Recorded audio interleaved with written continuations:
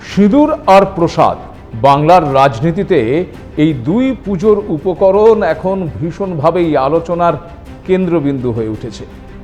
সমালোচকরা যদিও গোটা বিষয়টিকে ২৬-এর ভোট পুজোর উপকরণ হিসেবেই দেখছেন, রাজ্যের শাসক এবং প্রধান বিরোধী দল দুপক্ষ আবার একে অপরকে সিঁদুর আর প্রসাদ নিয়ে আক্রমণ করতেও ছাড়ছেন না।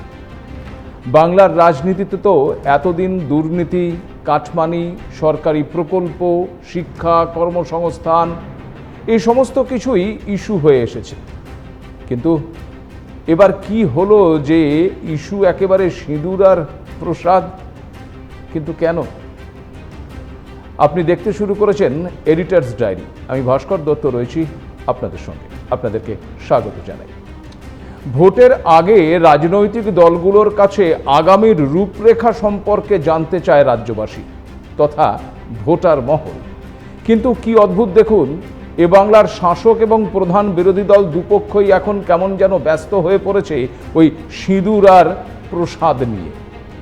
আসলে এসব কিছুই যে ভোট রাজনীতির অঙ্গ তা বুঝতে বাকি নেই বাংলার মানুষের কাছে। কিন্তু প্রশ্নটা হচ্ছে ওই কেন, তা একটু বিশ্লেষণ করলে আপনারা বুঝতে পারবেন। তবে সে কথা বলার আগে একটু ওই প্রেক্ষাপটটা কিভাবে তৈরি হলো সেটা দেখুন। প্রথমে ওই পেহেলগাঁওয়ে জঙ্গি হামলা। এই জঙ্গি হামলার বদলা হিসেবে ভারতীয় সেনার অপারেশন সিঁদুর, যে অপারেশন সিঁদুরের 1 মাস পূর্ণ হলো। এই অপারেশন শুধুমাত্র পাকিস্তান বা পাকিস্তানে থাকা জঙ্গি সংগঠনগুলোকে কড়া জবাব দিয়েছে তা নয়, বরং গোটা বিশ্বের কাছে এক নতুন ভারতকে সামনে নিয়ে এসেছে। এ ভারত যে সন্ত্রাসবাদের বিরুদ্ধে কড়া ব্যবস্থা নিতে পারে, এমনকি প্রয়োজনে ঘরে ঢুকে মেরেও আসতে পারে, তার প্রমাণ দিয়েছে ভারতীয় সেনা। স্বাভাবিকভাবেই গোটা বিষয়টি যে কোনো ভারতীয়র কাছে অত্যন্ত গর্বের এবং অহংকারের তা বলাই যায়। যেখানে সবকিছুই রাজনীতির সঙ্গে যুক্ত, সেখানে অপারেশন সিঁদুর যে তার ব্যতিক্রম হবে না তা বলাই বাহুল্য। প্রধানমন্ত্রী তো বটেই, এমনকি ভারতীয় জনতা পার্টির ছোট বড় মাঝারি সমস্ত নেতার বক্তব্যেই তাই বারবার ফিরে ফিরে আসছে অপারেশন সিঁদুরের কথা। কেউ কেউ তো আবার আগ বাড়িয়ে অপারেশন সিঁদুর নিয়ে বক্তব্য রাখতে গিয়ে এমন মাত্রা ছাড়িয়েছেন যে তা সোজা সুপ্রিম কোর্ট পর্যন্ত পৌঁছেছে। যার জেরে এনডিএ নেতাদের বৈঠকে দলীয় নেতাদের প্রকাশ্যে কোনো অবাঞ্ছিত বা বেফাঁস মন্তব্য না করার পরামর্শ দিয়েছেন খোদ প্রধানমন্ত্রী। কারণ অপারেশন সিঁদুর নিয়ে বিজেপির একাধিক নেতা মন্ত্রীর বেফাঁস মন্তব্য অস্বস্তি বাড়িয়েছে দলের শীর্ষ নেতৃত্বের, যার মধ্যে রয়েছেন রাজ্যসভার সাংসদ রামচন্দ্র জাংরা। পহেলগাঁওয়ে জঙ্গি হামলার সময় উপস্থিত মহিলা পর্যটকদের ভূমিকা নিয়ে প্রশ্ন তুলে বিতর্কে জড়ান তিনি। আবার ভারতীয় সেনা কর্নেল সোফিয়া কুরেশিকে উদ্দেশ্য করে বিতর্কিত মন্তব্য করেন মধ্যপ্রদেশের মন্ত্রী বিজয় শাহ। যদিও পরে তিনি আবারও ক্ষমা চেয়েছেন, কিন্তু তাতে রেহাই মেলেনি। রীতিমতো সুপ্রিম কোর্টের সমালোচনার মুখে পড়তে হয়েছে মধ্যপ্রদেশের ওই মন্ত্রীকে। এমনকি সুপ্রিম কোর্টের নির্দেশ মতো ইতিমধ্যে কর্নেল সোফিয়ার প্রসঙ্গে কুমন্তব্যের অভিযোগে একটা সিট গঠন করতে হয়েছে মধ্যপ্রদেশ পুলিশকে। এদিকে অপারেশন সিঁদুরকে বিজেপি রাজনৈতিক হাতিয়ার করছে বলে অভিযোগ করছে এ বাংলার শাসক দল তৃণমূল কংগ্রেস। কারণ প্রথমে প্রধানমন্ত্রী নরেন্দ্র মোদী এবং পরে কেন্দ্রীয় স্বরাষ্ট্রমন্ত্রী অমিত শাহ এ বাংলায় এসে অপারেশন সিঁদুর নিয়ে বক্তব্য রাখার পাশাপাশি তৃণমূল কংগ্রেস এবং মুখ্যমন্ত্রী মমতা বন্দ্যোপাধ্যায়কে নিশানা করেছেন। আলিপুরদুয়ারে এসে প্রধানমন্ত্রী সরাসরি রাজ্যের আইন শৃঙ্খলার পরিস্থিতি নিয়ে প্রশ্ন তোলেন। মালদা মুর্শিদাবাদের হিংসা, চাকরিহারাদের প্রসঙ্গ টেনে রাজ্য সরকারকে নিশানা করার পাশাপাশি দুর্নীতি নিয়েও কড়া বার্তা দেন প্রধানমন্ত্রী। কি বলেছিলেন আসুন আরো একবার শুনুন। बंगाल एक साथ कई संकटों से घिरा हुआ है। संकट समाज में फैली हिंसा और अराजकता का है, माताओं बहनों की असुरक्षा का है, पर हो रहे जघन्य अपराधों का है, तो जवानों में फैल रही घोर निराशा का है, घोर करप्शन का है। यहाँ की सिस्टम पर लगातार कम होते जन विश्वास का है, गरीबों का हक छीनने वाली सत्ताधारी पार्टी की स्वार्थी राजनीति का है। যদিও এর পাল্টা দিতে দেরি করেননি মুখ্যমন্ত্রী মমতা বন্দ্যোপাধ্যায়। তিনি সাফ জানিয়ে দেন রাজনৈতিক ফায়দা নিতেই পাক ভূখণ্ডে চালানো অপারেশনের নামকরণ নিজেরাই করেছেন। প্রধানমন্ত্রী রাজ্যে রাজনীতির হোলি খেলতে এসেছিলেন বলেও আক্রমণ শানিয়েছেন মুখ্যমন্ত্রী। কি বলেছিলেন তিনি সেটাও শুনুন। রাজ্যে নয়, সব জায়গাতেই তাই করছেন। উনি সিঁদুর বেঁচে বেড়াচ্ছেন, হাজবেন্ডরা বউদের সিঁদুর পরায়, এটা ওনার জানা উচিত। মহিলাদের সম্মান দিতে শিখুন, আর বেশি আমাকে বলাবেন না। আমরা সিঁদুরকে সম্মান করি। তবে এই ঘটনার কয়েকদিন পরেই আবার আরো এক ধাপ এগিয়ে মুখ্যমন্ত্রী অপারেশন সিঁদুরের বিরোধিতা করছেন, পাকিস্তানের পাঠানো জঙ্গিদের পক্ষ নিচ্ছেন বলে অভিযোগ করেছেন কেন্দ্রীয় স্বরাষ্ট্রমন্ত্রী অমিত শাহ।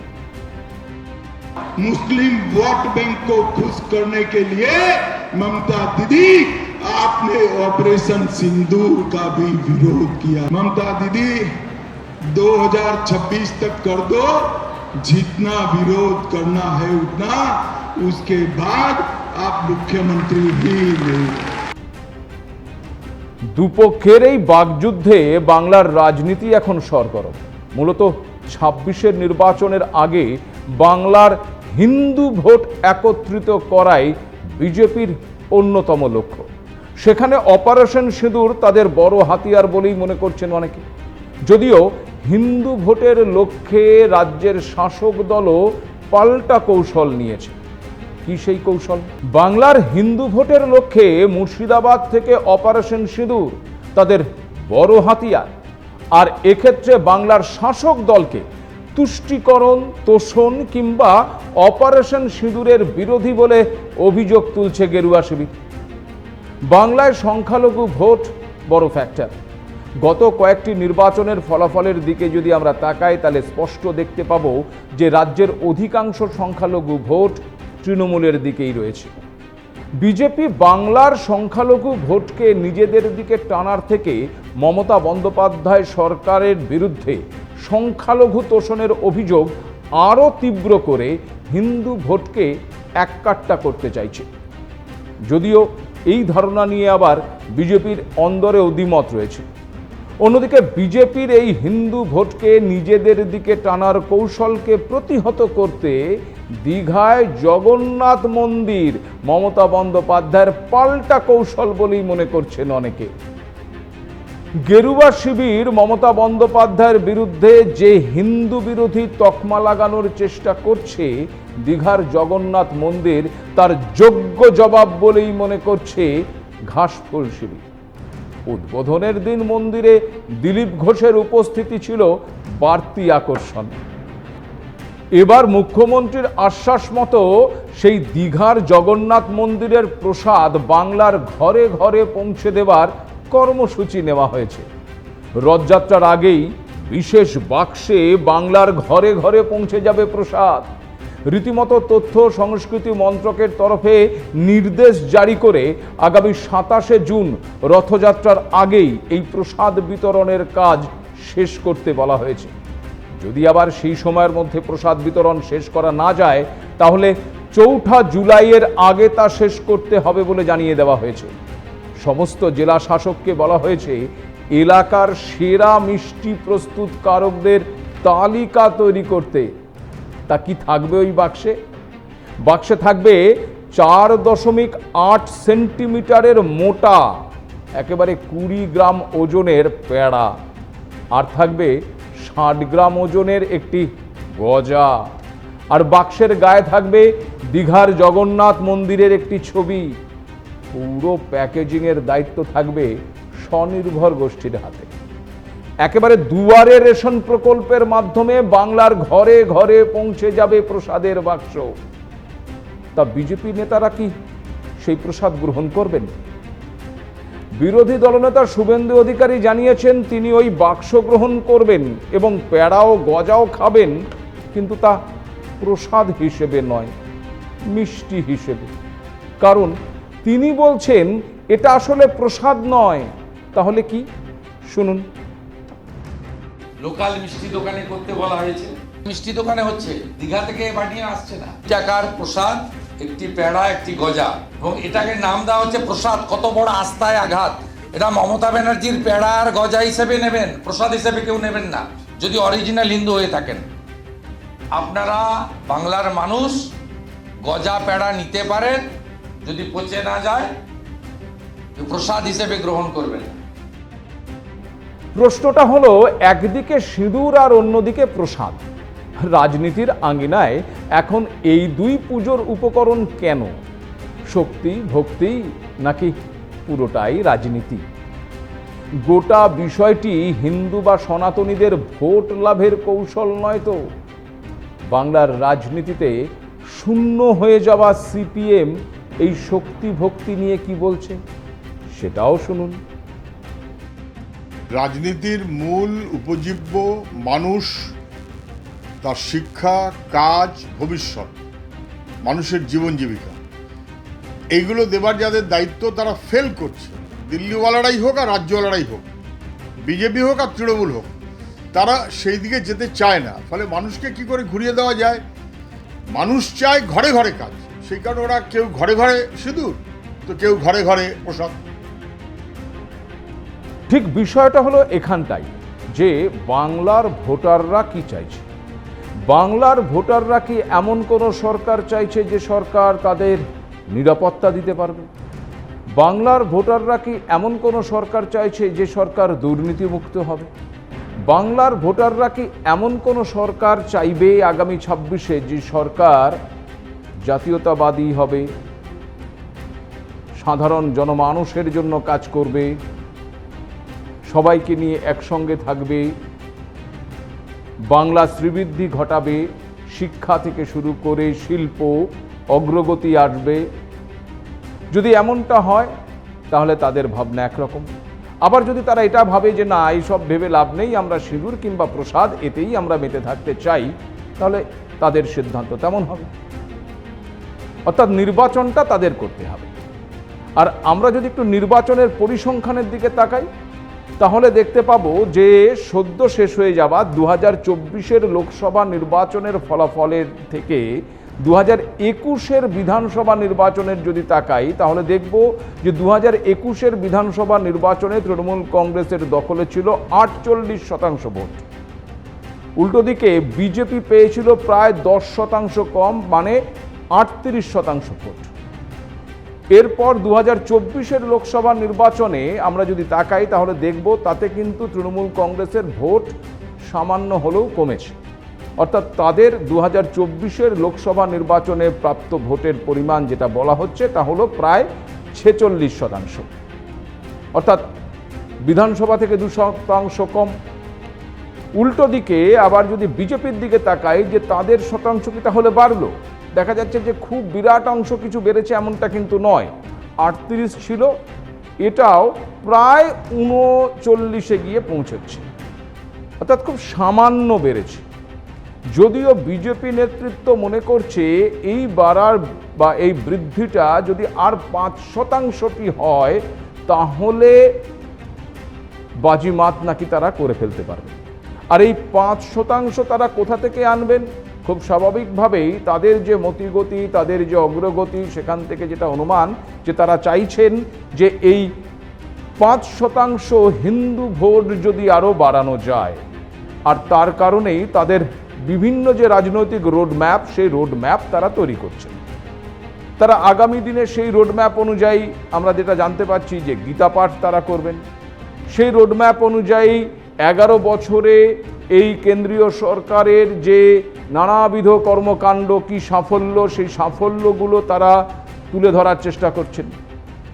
পাশাপাশি এই রাজ্যের সরকার বা রাজ্যের শাসক দল তৃণমূল কংগ্রেস বারংবার কেন্দ্রের বিরুদ্ধে যে বঞ্চনার অভিযোগ করে এসেছে, অর্থাৎ 100 দিনের টাকা বন্ধ, আবাসের টাকা বন্ধ, অর্থাৎ রাজ্য সরকার তার যে পাওনা সে পাওনা তারা পাচ্ছেন না, কেন্দ্র তাদের সেই টাকা দিচ্ছে না, এই অভিযোগ যে তৃণমূল কংগ্রেস বারংবার করে এসেছে বা করে আসছে, সেই জায়গায় দাঁড়িয়ে বিজেপির ভাবনা যে নির্দিষ্ট দপ্তরের মন্ত্রীদের তারা বাংলায় নিয়ে আসবে এবং নিয়ে এসে এই অভিযোগগুলোর জবাব সেই মন্ত্রীরা তাদের দেবেন যে কেন টাকা দেওয়া হয়নি, কোথায় অসুবিধে ছিল বা কোথাও কোনো দুর্নীতি হয়েছে কিনা, তার তথ্য নাকি তারা তুলে ধরতে পারে। এই হচ্ছে বিজেপির মূল বা আপাতত যে 26-এর আগের রোডম্যাপ, সেই রোডম্যাপ। খুব স্বাভাবিকভাবেই এই রোডম্যাপে একটা জাতীয়তাবোধ, সনাতনী বা হিন্দু ভোটকে একত্রিতকরণ এবং অবশ্যই উন্নয়নকে সামনে রেখে তারা নির্বাচনে অবতীর্ণ হতে যাচ্ছে বা হতে পারে, এটা অনুমান করা যাচ্ছে। উল্টো দিকে যদি আমরা তৃণমূল কংগ্রেসের দিকে তাকাই তাহলে দেখব তৃণমূল কংগ্রেস খুব স্বাভাবিকভাবে একটার পর একটা নির্বাচন তারা জিতে এসেছে। 2021-এর বিধানসভা নির্বাচনের আগে যে ছবিটা গোটা বাংলা জুড়ে তৈরি হয়েছিল, 2021-এর ফলাফল সেই ছবির সঙ্গে মেলেনি। বরং বলা ভালো, অনেকেই হয়তো তখন ভেবেছিলেন যে সরকার বোধহয় পড়ে যাবে, কিন্তু তা পড়েনি, কারণ বাংলার মানুষ পড়তে দেয়নি। আর এখানটায় সবচেয়ে গুরুত্বপূর্ণ বিষয় যে তৃণমূল কংগ্রেসের ট্রাম্প কার্ড 2024-এর লোকসভা নির্বাচনেও আমরা দেখলাম 2019-এ যে 18টি আসন বিজেপি এ রাজ্য থেকে দখল করেছিল, সেই আসন সংখ্যা কিন্তু বিজেপি ধরে রাখতে পারেনি। 18 থেকে তাদের আসন সংখ্যা কমে গিয়ে পৌঁছেছে 12-তে। উল্টো দিকে তৃণমূল কংগ্রেস কিন্তু তার আসন সংখ্যা বাড়িয়ে 29-এ নিয়ে গিয়েছে। খুব স্বাভাবিকভাবেই তৃণমূল কংগ্রেস ভোট রাজনীতি আর যাই হোক, বাংলার ভোট রাজনীতি বঙ্গ বিজেপির থেকে বোঝার ক্ষেত্রে, তা পরিচালন করার ক্ষেত্রে যে অনেকটাই এগিয়ে আছে, এটা বলার কোনো দ্বিধা নেই। খুব স্বাভাবিকভাবে বিজেপিকে তৃণমূল কংগ্রেসের এই ইলেকশন মেশিনারির সঙ্গে যদি লড়াই করতে হয়, তাহলে শুধুমাত্র মঞ্চ কাঁপানো ভাষণে যে হবে না, সেটা বলাই বাহুল্য। তার প্রত্যেকটি জায়গায় সাংগঠনিকভাবে গুরুত্ব দিতে হবে। যে পরিকল্পনা তারা নিচ্ছে তার বাস্তবায়ন করার ক্ষেত্রে তাদেরকে অত্যন্ত দক্ষতার সঙ্গে কাজ করতে হবে, একদম মাটিতে পড়ে থেকে। তার কারণ বিপক্ষ যখন তৃণমূল কংগ্রেস, সেই তৃণমূল কংগ্রেস যে খুব সহজে তাদেরকে জমি ছেড়ে দেবে এমনটা কিন্তু নয়। উত্তরবঙ্গ বিজেপির অত্যন্ত শক্তিশালী ঘাঁটি, যদিও আবারও আমি বলছি যে গত এপিসোডগুলোতেও আপনাদেরকে আমি জানিয়েছি যে বেশ কিছু ফাটল কিন্তু সেখানে তৈরি হয়েছে, যে ফাটল দিয়ে কিন্তু জল ঢুকছে। সে ফাটল যদি বিজেপি মেরামত না করতে পারে এবারের অর্থাৎ 26-এর বিধানসভা নির্বাচনে, সেখানে কিন্তু বিজেপিকে বেগ পেতে হতে পারে। উল্টো দিকে দক্ষিণবঙ্গ, যেখানে তৃণমূল কংগ্রেস তাদের কমজোরি উত্তরবঙ্গে নিজেদের ঘাসফুল ফোটাবার চেষ্টা করছে, তখন বিজেপি কতটা দক্ষিণবঙ্গের দিকে নজর দিচ্ছে, তার কারণ দক্ষিণবঙ্গে তারা যথেষ্টই দুর্বল। এই দুর্বল জায়গাকে যদি শক্তিশালী করার প্রয়াস তারা গ্রহণ না করতে পারে, তাহলে ওই যে 5% ভোটের তারা বৃদ্ধির স্বপ্ন দেখছে, সেই স্বপ্নটা পূরণ কিন্তু হওয়া খুব দুষ্কর। শুধুমাত্র অপারেশন সিঁদুর কিংবা কেন্দ্রীয় প্রকল্প, গীতা পাঠ দিয়ে কি আদৌ সেই 5% ভোট তারা তাদের দিকে নিয়ে আসতে পারবে, তা নিয়ে যথেষ্টই প্রশ্নচিহ্ন থাকছে। উল্টো দিকে তৃণমূল কংগ্রেসের নিজস্ব ভোট রণকৌশল বা ভোট স্ট্র্যাটেজি। আমরা দেখেছি যে মমতা বন্দ্যোপাধ্যায় প্রত্যেকটি ভোটের আগে এমন কিছু স্ট্র্যাটেজি গ্রহণ করেন যা আগে থেকে অনুমান করা যায় না। এবং সেই স্ট্র্যাটেজিগুলোই কিন্তু পরবর্তীতে দেখা যায় যে কিভাবে ভোট রাজনীতিতে সফল হয়ে দাঁড়াচ্ছে। খেয়াল করে দেখুন 2021-এর বিধানসভা নির্বাচন, খেয়াল করে দেখুন ভোট প্রচারে গিয়ে আহত হলেন, তারপর গোটা প্রচার পর্বটি তিনি হুইল চেয়ারে করে প্রচার করে গেলেন।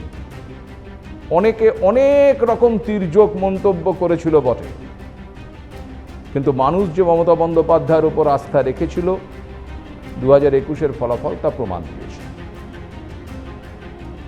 24-এর নির্বাচন খেয়াল করে দেখুন, সেক্ষেত্রেও হাতে নাতে তারা ফল পাচ্ছে। ফলে খুব স্বাভাবিকভাবে বলা যেতেই পারে যে বাংলার ভোটাররা ঠিক কোন দিকে তাকিয়ে রয়েছে। অর্থাৎ যে দুটি পুজোর উপকরণ নিয়ে আমাদের আজকের আলোচনাটা বা বিষয়টা উত্থাপন হয়েছিল, অর্থাৎ একদিকে সিঁদুর আরেকদিকে প্রসাদ, এই জায়গায় দাঁড়িয়ে বিজেপির যে রোডম্যাপ, সেই রোডম্যাপকে কাজে লাগিয়ে 5% ভোট বিজেপি বাড়তি তাদের ঘরে ঢোকাতে সক্ষম হয় নাকি আবার ফের একবার ওই সেই লক্ষ্মী ভাণ্ডারের মতন গজা আর প্যারার প্রসাদে বাজিমাত করে যায় তৃণমূল। অবশ্যই গোটা প্রক্রিয়াটির ফলাফল জানতে আমাদের এখনো অনেকটা সময় অপেক্ষা করতে হবে। তার ভেতরে অনেকটা জল হয়তো গঙ্গা দিয়ে বয়ে যাবে, পরিস্থিতি কোন দিকে যায় সেদিকে নজর থাকবে। কিন্তু এই মুহূর্তের পরিস্থিতিতে অবশ্য বলা যেতেই পারে যে গজার প্যারা আর অন্যদিকে সিঁদুর এই মুহূর্তে বাংলা রাজনীতির অত্যন্ত আলোচ্য বিষয় হয়ে দাঁড়িয়েছে। ঠিক পরিস্থিতি কোন দিকে যায় সেদিকে আমাদের নজর থাকবে। সময় আজ শেষ, তাই এডিটরস ডায়েরি এখানেই শেষ করব। ভালো থাকবেন, নমস্কার।